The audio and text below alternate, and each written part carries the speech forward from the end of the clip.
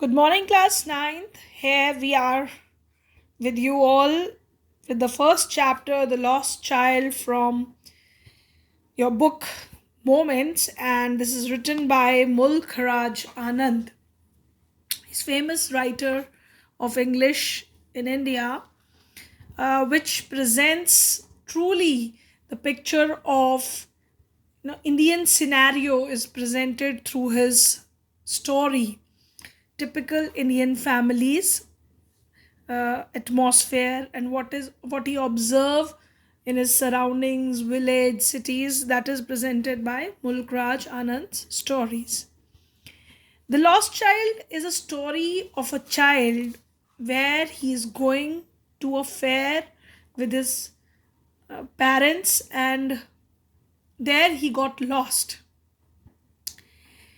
He was desiring so many things in the fair, he was attracted towards so many things, but in the end he lost all his interest in all the things, and he only wanted his parents.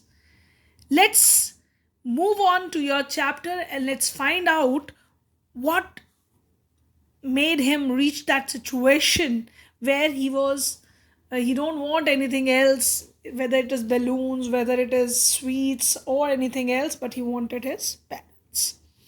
Let's start with the story. um, you all might have gone with your parents to a fair. It's a common thing in Indian villages, even in the big cities fairs are arranged, and we see so many things in the village fair, or it may be a fair in some big city. Merry-go-rounds, or so many stalls of eatables and flowers, toys. These all are part of any fair which is organized in a village or in a city or a town. So we'll see that scenario is presented to you here, where a child is very excitedly moving to his fair with his parents, and we find that his parents are not buying him anything, they are refusing everything to him. Let's see how this things goes on in the chapter. I'll be reading chapter to you, and then some words are underlined here in the chapter. Please keep on underlining these words in your books too. Later I'll provide you the meaning of these words. You can write it. Obviously I'll be explaining it to you while I'll be explaining you the chapter, so keep going and keep understanding with these words what they mean, and in context what is their meaning. Later on you can write it down in your notebooks. It was the festival of spring. From the wintry shades of narrow lanes and LA emerged a gaily clad humanity. Now, this is the festival of spring. The time of the year is spring, and this fair is occurring in the time of spring. And from the wintry shades of narrow lanes. Why it is referred as wintry shades? Because the lanes where the houses are very close by, in those lanes shade of the houses or building is there, so they are little bit cold, and in this shady of, because they are shady even because of the shade of the buildings or the houses which are constructed by the side of the lanes. And this, through this lanes and allays refers to small passageway between the houses or behind the houses, emerged a gaily clad humanity. Gaily clad humanity refers to very cheerful or brightly dressed up lot of people. Humanity here refers to so many people. And when we go to fair, we are dressed up in very nice clothes. So it is they all are happy. They are dressed up very well, and these lot of number of people are moving from these lanes. Some walked, some rode on horses, some sat, being carried on bamboo and bullock carts. So people are moving whatever conveyance they have, whether they are moving on the horses, and they are some sat on the bullock carts, which are some bamboos which are going on behind the bullock carts. They are sitting on that, and this carts were taking all these people, or horses are taking all these people to the village fair. One little boy ran between his father's legs, brimming over with life and laughter. Now, the child who is the main protagonist of the story, main leading character of the story, this young boy who is running, behind his father, and he's coming into his legs running, and he's brimming over with life and laughter. That means he was full of energy and excitement, this boy, because small children are full of happiness, liveliness, full of energy. And probably he was also happy because he was going to a fair. And children, small children love fair. You can even see the picture here given to you in your book, where a typical Indian fair is presented to you: a person with balloons, merry-go-round, and so many stalls at the back, flowers, people, lot of crowd is there, throngs of people are there. So that could be seen. This is the typical, the picture of a fair, which especially in Indian scenario, especially in the villages, this kind of fairs take place, and this presents that image. And so this child looks very happy, is very happy and excited. "Come, child, come," called his parents as he lagged behind, fascinated by the toys in the shop that lined the way. Now, this child was so much attracted towards the toys. Every child is attracted. Fascinated means he's attracted towards the toys, and his parents were calling him, "Come on, come on," because he was just lagging behind, observing those toys in the toy shop which are behind him. They are in the toy stall. He hurried towards his parents, his feet obedient to their call, his eyes still lingering on the receding toys. The child is moving towards his parents. He's obedient when his parents called him, but his eyes lingering on the receding toys means his a look was lasting on the toys. He was watching all these toys but moving towards his parents. As he came to where they had stopped to wait for him, he could not suppress the desire of his heart, even though he well knew the old cold stare of refusal in their eyes. Now he and they all his parents were waiting for him so that he could come towards them, and he could surpass the desire. As in his heart he could not surpass that he could not suppress the desire means he was not able to control his desire of buying the toys. Every child is attracted towards it, so he was not able to suppress this desire of his heart. And the but he was also familiar, he knew that what kind of reaction his parents are going to give. That is the old cold stare here refers to the look which is not showing any emotion towards the child's desire, and he knew that there will be refusal in their eyes. Their parents are not ready to buy anything for him. There is refusal in their eyes, although they are not saying anything, but he could observe from his parents' eyes that they are not going to buy it. There's refusal. They are denying to buy it. "I want that toy," he pleaded. Still, he requested from his parent that I wanted to buy toys. His father looked at him, red-eyed, in his familiar, trained ways. His mother, melted by the free spirit of the day, was tender, and giving him her finger to hold, said, "Look, child, what is before you." Now, the father is a very rough man who is, he's playing a role of a man who's, he's know that his father is very strict, and he's oppressive. He used to suppress others just as any ruler used to suppress any other person.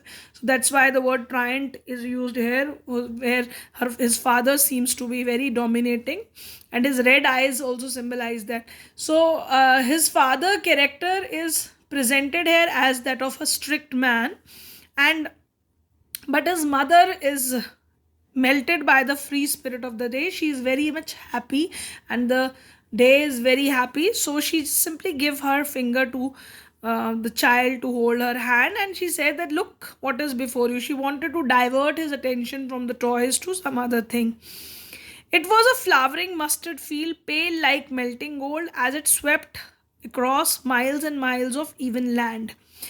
Now when they were walking through some path and there was mustard fields by its sides. See this mustard fields on the side of the path, this also represents a village scenario where we find so many fields with fields were there. It is of mustard field, and you know that mustard color is yellow, and that's why it is being compared as if it is like a melting gold, and it is spread miles and miles right in front of them. It is an even land, means we could see far away this mustard fields. A group of dragonflies were bustling about on their gaudy purple wings, intercepting the flight of a lone black bee or butterfly in search of sweetness from the flowers. So many dragonflies.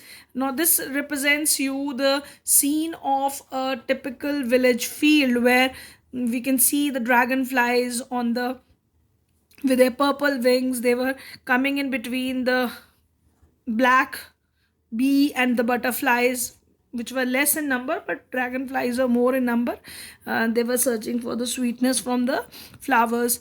So the child is attracted towards this beautiful scene. The child followed them in the air with his gaze. So we see that this child is also attracted towards these dragonflies. Till one of them would still its wing and rest. He would looking at those dragonflies, and he would try to catch them also, and he would try to catch it, but it would go fluttering, flapping up into the air. He was trying to catch it, but you know that these dragonflies used to move quickly from there, and they flap into the air with their wings. When he had almost caught it in his hands, then his mother gave a cautionary call, "Come child, come on onto the footpath." As playing, he was not able to find out when he moved to the field and he tried to catch the dragonfly. But his mother call was from his mother, that she said that you come onto the footpath, walk on that, when he was trying to catch those dragonfly.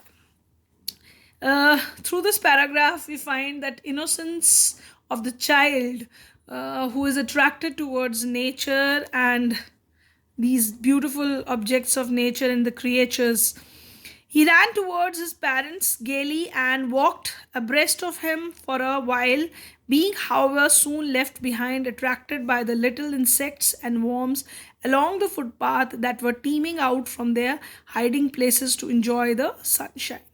As it was a sunny day, so he was running towards his parents happily, and he walked abreast of them. Abreast means he was walking side by side of them for some time, and then after some time he was lacking behind because he's a small boy and he was attracted towards the things around. And what he is now attracted towards, he saw on the footpath where he was walking, the insects and worms were coming out of this footpath. Teeming out refers to when the lot overflowing or swarming of numbers, so many insects are coming out. You know that during the spring season, when the sun shines there, these kinds of insects come out of their hiding places. So this child is again attracted toward these small things. "Come, child, come," his parents called from the shades of the grove where they had seated themselves on the edge of the well. He ran towards them. Now his parents were calling him again and again, because when and he here at this moment they were sitting in the shade of a grove refers to a number of trees, group of trees near the well they were sitting, and it was the edge of a well where they were sitting, and then this boy ran towards them. A shower of young flowers fell upon the child as he entered the grove, and forgetting his parents, he began to gather the raining petals in his hands. But lo, he heard the cooing of the doves and ran towards his parents, shouting, "The dove, the dove!" The raining petals dropped from his forgotten hand. Now, the next natural things which he is attracted to is, you see that the flowers, it was a group of trees. So when he was moving towards his parents, he sees that the flowers from the tree, they just fell onto the ground, they shower on him, and he forgot about his parents. He started gathering those petals in his hands, but the same time he heard the sound of doves. Doves is birds, So he hear the sound, and then he ran towards his parents. He was shouting that the dove, the dove.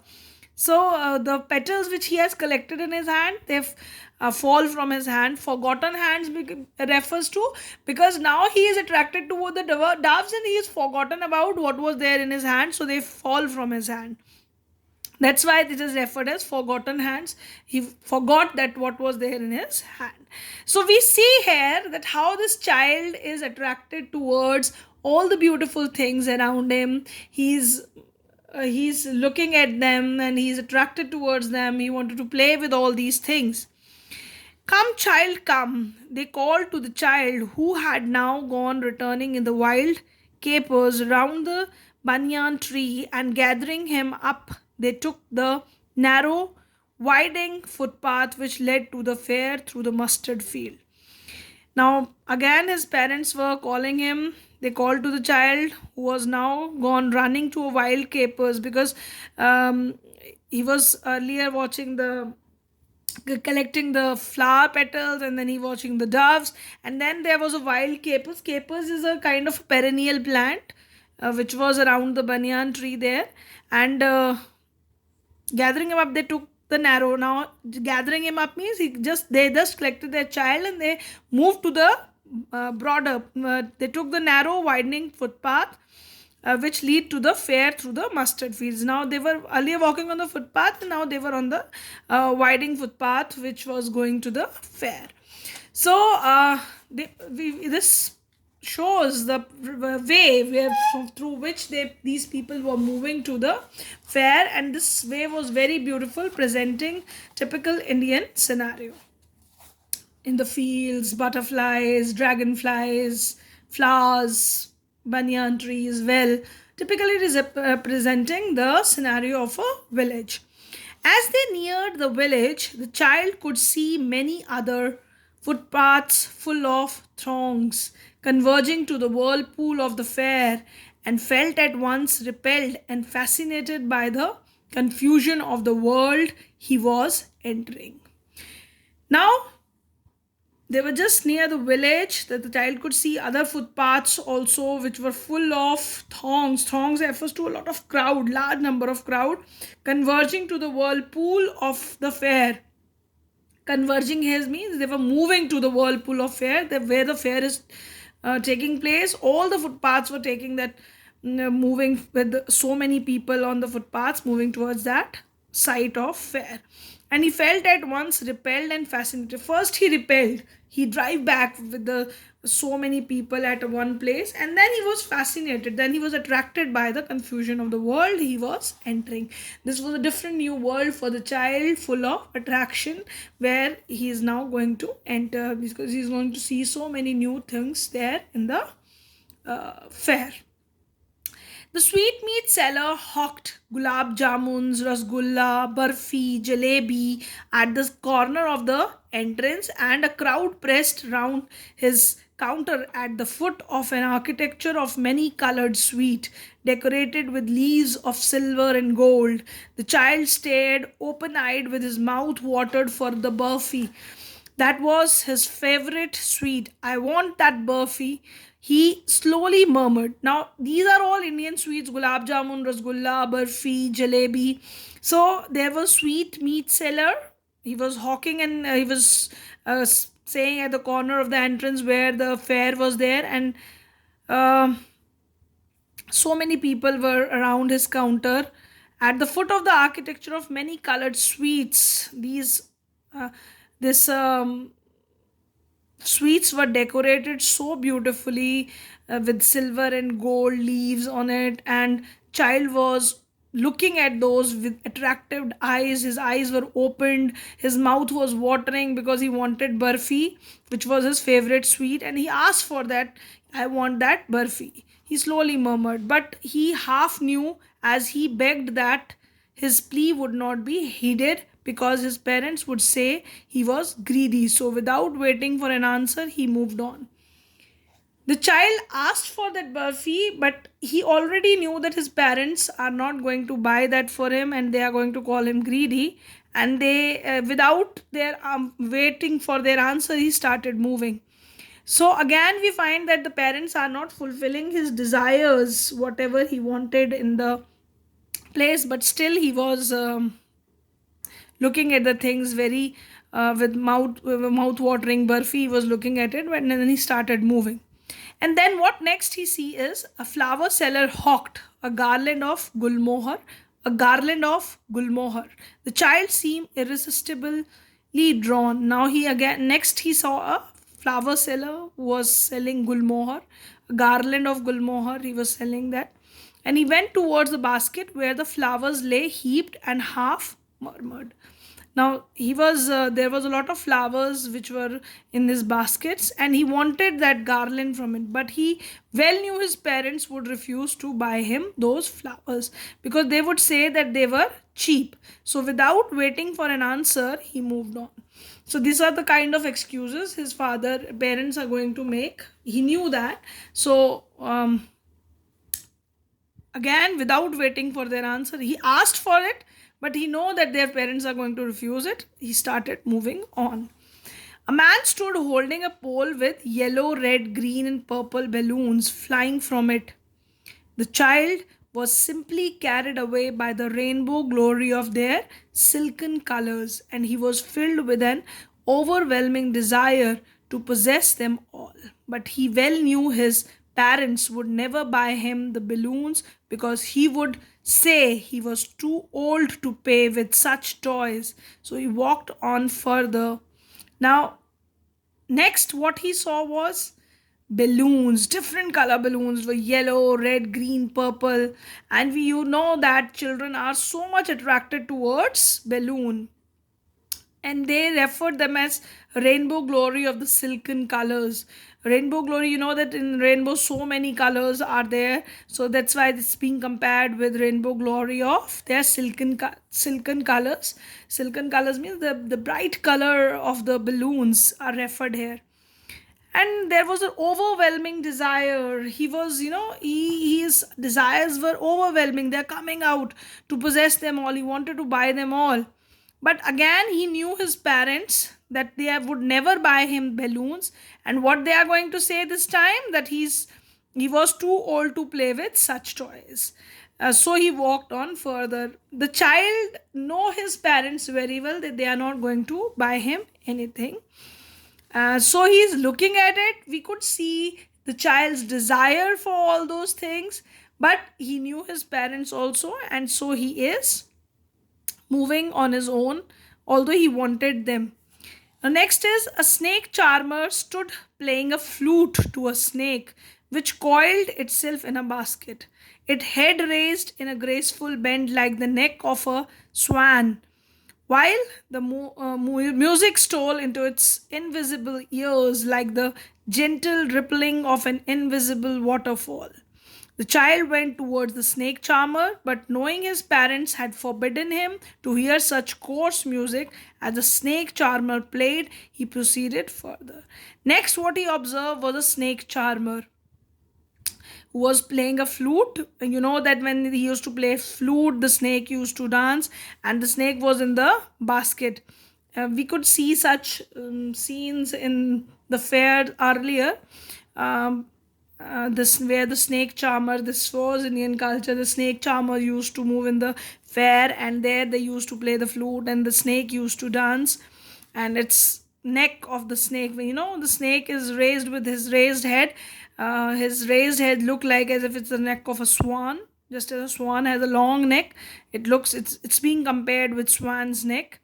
And then when this music moves, this they refer it as invisible ears because snake does not have any ears like that, visible ears. But he is saying that when the snake hears this sound of flute, they started moving gently, rippling of the invisible waterfall. The child went towards the snake charmer. He went towards it, but he know that his parents are going to forbidden him. They are going to stop him that you should not go there and play. So, and then to hear such coarse music. Coarse music here refers to the rough music, because this music is not one rough music. It is referred. which the snake charmers used to play, and they are not going to ask him to stop there. There was a roundabout in full swing. Men, women, and children, carried away in whirling motions, shrieked and cried with dizzy laughters. The children watched them intently, and then he made a bold request. I wanted to go on the roundabout. Please, father, mother. And next, what he saw was a roundabout. This is a swing in the fair, which everyone sees, that where men and women were riding on that, and they're crying, they were moving in the whirling motions, they're shrieking. Shrieking there refers to loud noise they are creating. They're crying with dizzy laughters because they enjoy that. And at this time, he made a bold request. Now he is very much bold to ask this. He wanted to go on the roundabout. Please, father and mother. Now he's making a request to move on that swing because he is attracted towards it. So, till here we'll be doing the chapter, but in this chapter, The Lost Child, you find that this child who was going to a village fair, he is a child who knew his parents very well, and maybe he is attracted towards so many things, but he didn't forced his parents for anything because he knew their answer, and he is an obedient boy who's moving behind them. But at last we see that he is wanted to go on a merry-go-round or some swing like that, which where he asked his parents and requested them boldly that he wanted to go on that ride. So, and till here I'll be doing today. Go through the chapter thoroughly. The word meanings which are underlined in the chapter, I'll be providing it to you, those word meanings, and you can even read the chapter further. For your next lecture, I'll be explaining you the next part of the chapter. Here are the word meanings from the chapter. These are the word meanings from the chapter which I have explained it to you today. You can write it down, these word meanings, in your notebook. Although these word meanings are explained to you, and further you can even write down these word meanings in from the next part of the chapter. You can write down these word meanings in your notebook. I hope you are able to see it. These are the word meanings from the next part of the chapter. So you please write it down in your notebooks, and please read the next part of the chapter. Although I'll be explaining you, you'll go through these word meanings.